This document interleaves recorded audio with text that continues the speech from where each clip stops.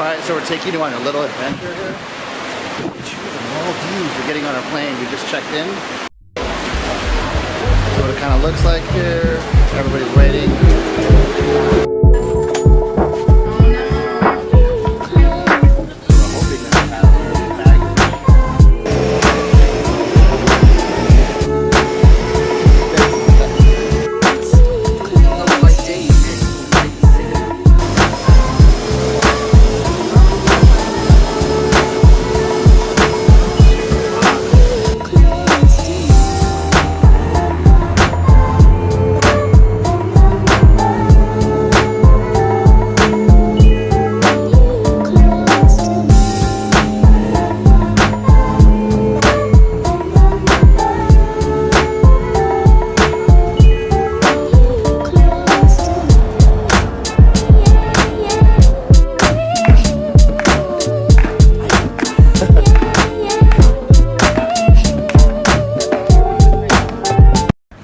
Okay, so the first thing you want to do when you come to Kuredu, you're going to check in. First, you're going to go to the front reception, and they're going to go ahead and give you a rundown of all the rules and regulations of what you can and can't do.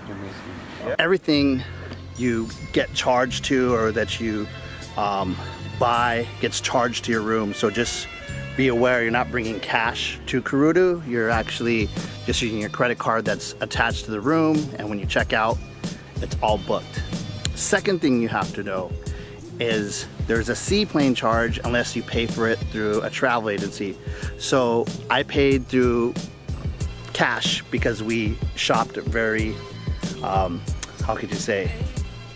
We shopped very frugal, or we made sure we got the best deal out there, and it did not include the seaplane. The seaplane is $350 round trip, and as soon as you land, they charge you right away. That's like the first thing they say, hey, can you go ahead and pay for this? So that's the second thing you have to know.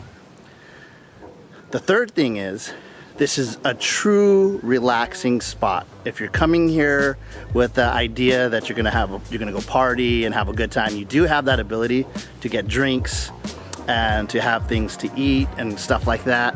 You can do that, you can drink, but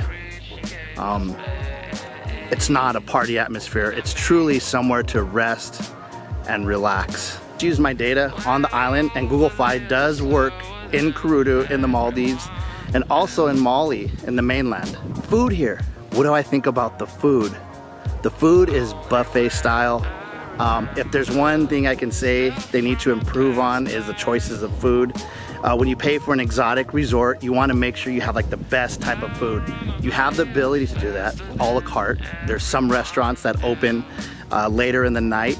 Very fun, nice. We had a dinner on the beach, and it was basically 2 lobsters, bottle of wine, a second course, and dessert.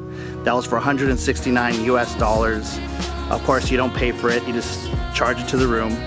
The drinks were also good. They have all the normal drinks, and one thing I asked here is because I love shisha. After my trip to Dubai, it was extremely fun. I had an enjoyable time of just smoking and relaxing with friends and family. We had shisha here, and they do have it there. It's around 30 bucks. Everything is in US dollars here when they show you the cost. No need for travel because the island is only like 3 miles wide, and I think like 2 miles across.